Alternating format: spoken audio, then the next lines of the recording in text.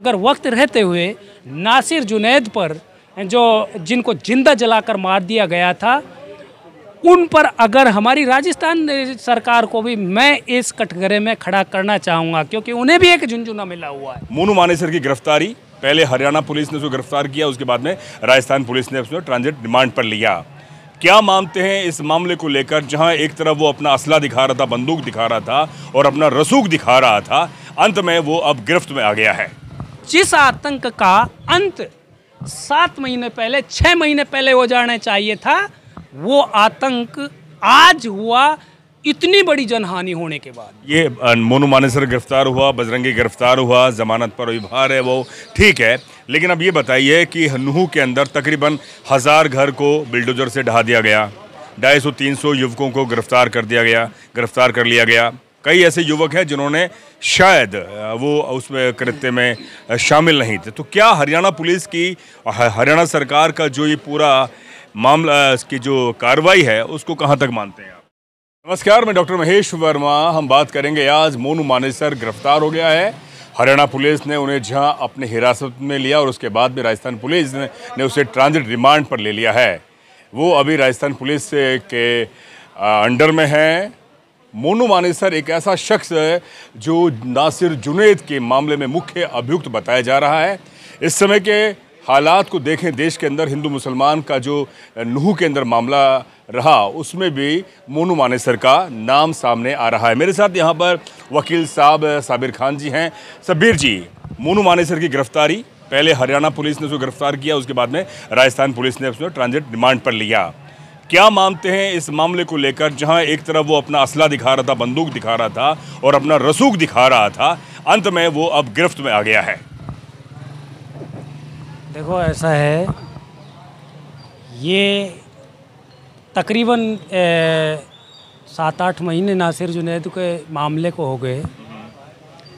लगभग 15 फरवरी की बात है, और कहीं ना कहीं मैं देखता हूँ कि जहाँ सरकार और प्रशासन, सरकार लचरावस्था में हो या प्रशासन सरकार के दबाव में काम करे, वहाँ पर ये स्थितियाँ पैदा होती हैं। और ये जो मैं तो कहता हूँ भक्षक हैं, ये गो भक्षक, मैं तो कहता हूँ इनको असामाजिक तत्व, इनको संरक्षण दिया जाता है और ऐसे चुग्गा डाला जाता है जिस तरीके से एक बकरे को तैयार किया जाता है कि जब तक उसको खिलाते हैं, जब तक वो उनके यूज का उपयोग का नहीं हो, और जैसे ही वो उपयोग का हुआ, जैसे बकरा ईद में उसकी बलि चढ़ा दी जाती है बकरा ईद के समय, उसी तरीके से इनको भी जो तमाम सरकारें होती हैं, जो राजनीतिक पार्टियां होती हैं, वो तब तक इनको खिलाती रहती हैं और इनको उकसाती रहती हैं और संरक्षण देती रहती है प्रशासन और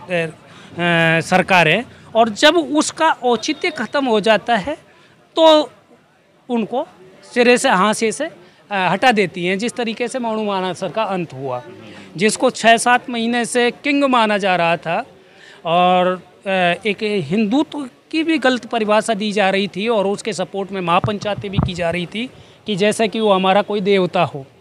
मैं ये कहता हूँ असामाजिक तत्व किसी भी धर्म में पनप सकता है, चाहे वो हिंदू हो चाहे वो मुसलमान हो, और जो कृत्य करता है, अपराध करता है, तो हमारा जो पुलिस प्रशासन है वो सरकार के अंडर प्रेशर में ना आए और ईमानदारी से, सच्चाई से, तुरंत प्रभाव से उस पर एक्शन लिया जाए। क्योंकि कई बार ऐसा होता है कि एक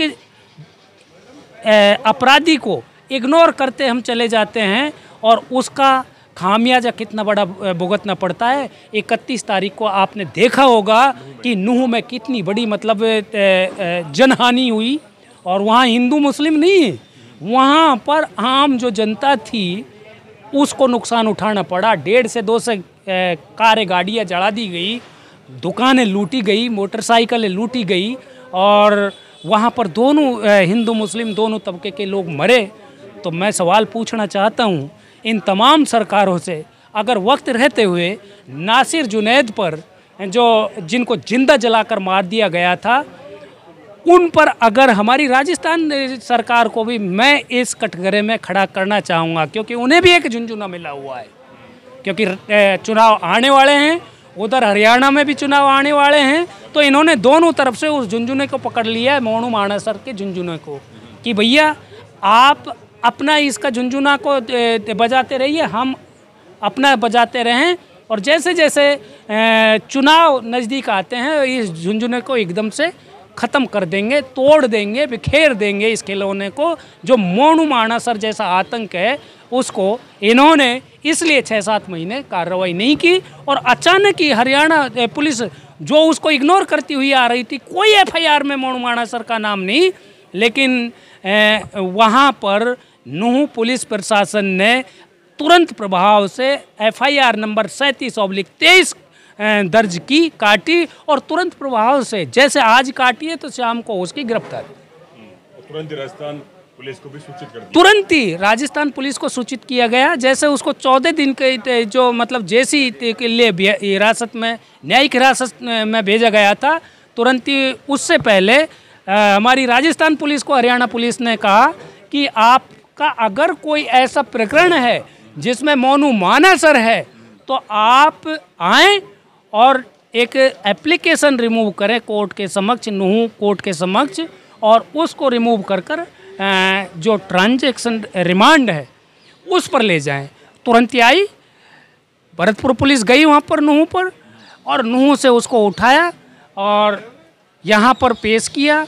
यहाँ पर आनन फानन में एक कोर्ट लगाई गई कामा में, और वहाँ पर दो दिन का उसको पीसी पुलिस रिमांड पर ले जाया गया है। तो मैं कहता हूँ कि जिस आतंक का अंत 7 महीने पहले, 6 महीने पहले हो जाना चाहिए था, वो आतंक आज हुआ, इतनी बड़ी जनहानि होने के बाद। तो क्या आप मानते हैं कि ये जो इसको गिरफ्तार किया गया है, ये चुनाव के मद्देनजर, हरियाणा में चुनाव होने वाला है, वहाँ गठबंधन की सरकार है जेजेपी और बीजेपी की, राजस्थान में भी चुनाव होने वाला है, ये चुनाव के मद्देनजर गिरफ्तारी हुई है? जी बिल्कुल, इससे महेश जी मैं आपकी बात से बिल्कुल सहमत हूँ, क्योंकि वहाँ जेजेपी और बीजेपी का गठबंधन है। अगर जेजेपी उनको प्रेशर में लाने की कोशिश कर रही है कि भाई आप इस तरीके से जो आतंकवादी हैं, जो मैं कहता हूँ जो दहशत फैलाते हैं, गुंडागिर्दी खुलेआम करते हैं, लोगों को काटते हैं, जलाकर मारते हैं, किसी को रोड एक्सीडेंट में दिखा देते हैं मारकर, तो इस तरीके की वहाँ ही क्यों हरियाणा में? तो उन्होंने आवाज़ उठाई जेजेपी के जो अजय चौटाला का मैं वो सुन रहा था, तो उन्होंने दबाव बनाया कि भाई आप इस तरीके से अगर काम करते रहोगे तो हम अपना जो समर्थन है उसको वापस ले लेंगे, और जब समर्थन वापस ले लेती है जेजेपी, सरकार गिर जाएगी, अल्पमत नहीं करेगी। जी बिल्कुल, इस मामले में कहीं न कहीं जेजेपी ने भी देरी की है। उनको पहले ही ऐसे सवाल, कठोर सवाल इन हरियाणा सरकार से उठाने चाहिए थे। ये मोनू मानेसर गिरफ्तार हुआ, बजरंगी गिरफ्तार हुआ, जमानत पर अभी बाहर है, वो ठीक है, लेकिन अब ये बताइए कि नूंह के अंदर तकरीबन 1000 घर को बिल्डोजर से ढहा दिया गया, 250-300 युवकों को गिरफ्तार कर लिया गया। कई ऐसे युवक हैं जिन्होंने शायद वो उसमें कृत्य में शामिल नहीं थे। तो क्या हरियाणा पुलिस की, हरियाणा सरकार का जो ये पूरा मामला, इसकी जो कार्रवाई है, उसको कहाँ तक मानते हैं आप?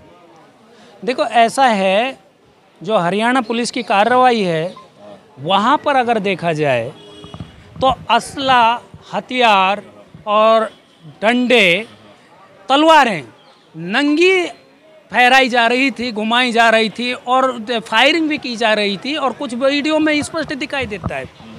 एक तो अपने एडवोकेट साथी है अशोक, क्या नाम है उसका, जो इनका सहयोगी था, कम से भी कम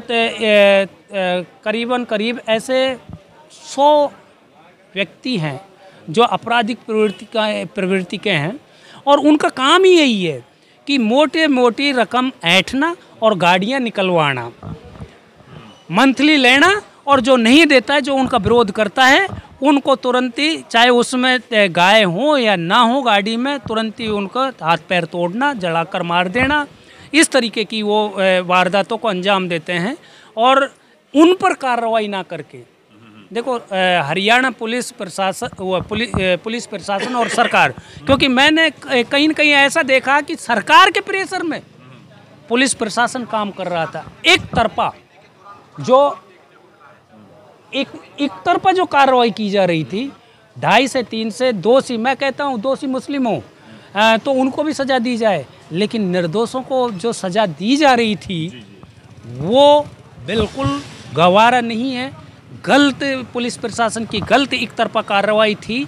मैं तो ये कहता था, ये तब जानता जब उधर से 100-200 आदमियों के जो वास्तव में जो उन वीडियो में दिखाई दे रहे थे वो गिरफ्तार होते, वो भी गिरफ्तार होते और ये भी गिरफ्तार होते और निर्दोषों को नहीं फंसाया जाता। और जो ये बुलडोजर जो चलाया गया था ये 1011 से घरों पर, ये उनके घरों पर चलाया गया था जो बिल्कुल गरीब परिवारों से हैं, जिनको एक वक्त का खाना नसीब होता है तो दूसरे वक्त का खाना नसीब नहीं होता है।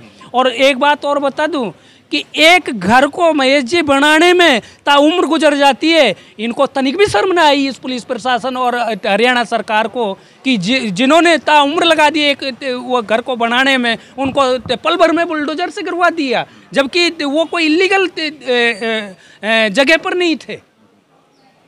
तो इस तरीके की जो वारदातों को जो सरकार अंजाम देती है, कोई सी भी पार्टी का, मैं किसी पार्टी का विरोधी नहीं हूँ, कोई सी भी पार्टी हो। अब मैं इसी बात को लेकर जो राजस्थान सरकार है उन्होंने क्या किया, वो 6-7 महीने में मतलब एक मानू मानसर जैसे कुख्यात आतंकी वो जिसने जिंदा जलाया 2 आदमियों को, उनको गिरफ्तार नहीं कर सकी, क्योंकि ये भी चाहती थी कि इस मामले को तूल पकड़वाया जाए और इस झुंझुने को तब तक बजाया जाए जब तक हमारे चुनाव नहीं आ जाते। और जैसे ही चुनाव आते हैं तो हम दोनों सरकारें, उधर हरियाणा सरकार है, इधर कांग्रेस सरकार है, तो दोनों तालमेल बैठा कर इस झुंझुने को दोनों तरफ से तोड़ देंगे, इस खिलौने को, और तुरंत ही इनको हम सलाखों के पीछे कर लेंगे। जो अब किया है उन्होंने, पहले हो जाना चाहिए था। आखिरी में सवाल, आपको नहीं लगता कि जिस तरह से वो जो तथाकथित गोरक्षक हैं, वो आपने कहा कि 20 गाड़ियों को छोड़ देते हैं और एक गाड़ी को पकड़ते हैं, और पूरी तरह से प्रशासन का, सरकार का, हरियाणा सरकार का और पुलिस का उनको प्रश्रय था।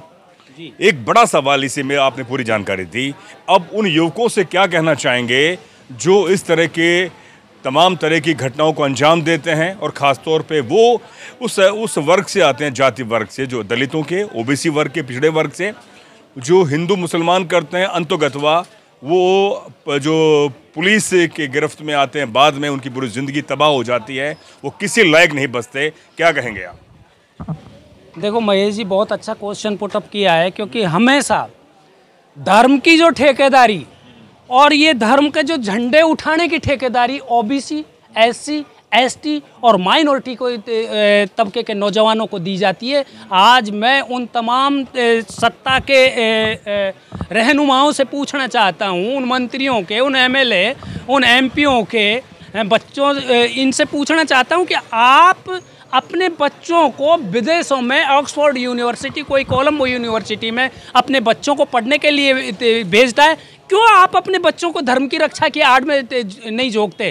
क्यों आप धर्म का झंडा अपने बच्चों से क्यों नहीं उठवाते आप लोग?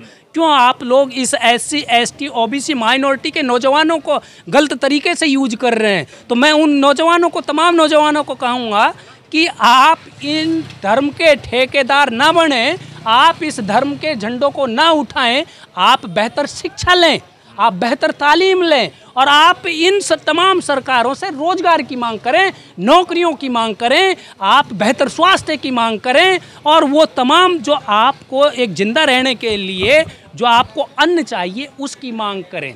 मैं इन तमाम नौजवानों से यही कहता हूं कि धर्म की ठेकेदारी छोड़ो, धर्म के झंडे उठाना छोड़ो, आप लोग इनसे सवाल जवाब करो, और जो ये 75 साल से इनके खानदान और इनकी संतानें आपके हक को खाती हुई नजर आ रही हैं, उस हक को इन 77 साल बाद में आप लोग कहें कि आपने 77 साल तक हमारा हक खाया है, अब हम तमाम एससी, एसटी, ओबीसी और माइनॉरिटी के नौजवानों का हक को दो, ये हमारा अधिकार है। या तो आप सीधे तरीके से दे दें, नहीं तो एक इनकलाब आएगा एससी, एसटी, ओबीसी, माइनॉरिटी के नौजवानों में, वो आपसे आपकी गर्दन पकड़कर छीनेंगे आपका हक संवैधानिक तरीके से।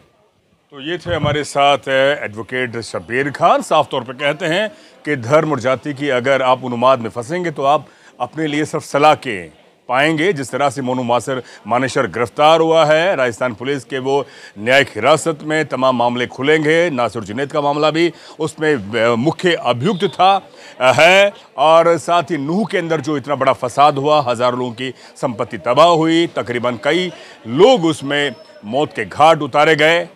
यही इसीलिए साफ तौर पे कह रहे हैं कि अगर आप धर्म और जाति के उन्माद में फंस गए तो आप अपना करियर बर्बाद करते हैं और अपनी पूरी जमात को भी बर्बाद कर देते हैं। इसीलिए आप अपना करियर का निर्माण करें, अच्छा पढ़ें, अच्छा लिखें और देश को एक मुकम्मल मुल्क बनाएं, तभी आप एक बेहतर नागरिक हो सकते हैं। बहुत बहुत शुक्रिया जी, धन्यवाद।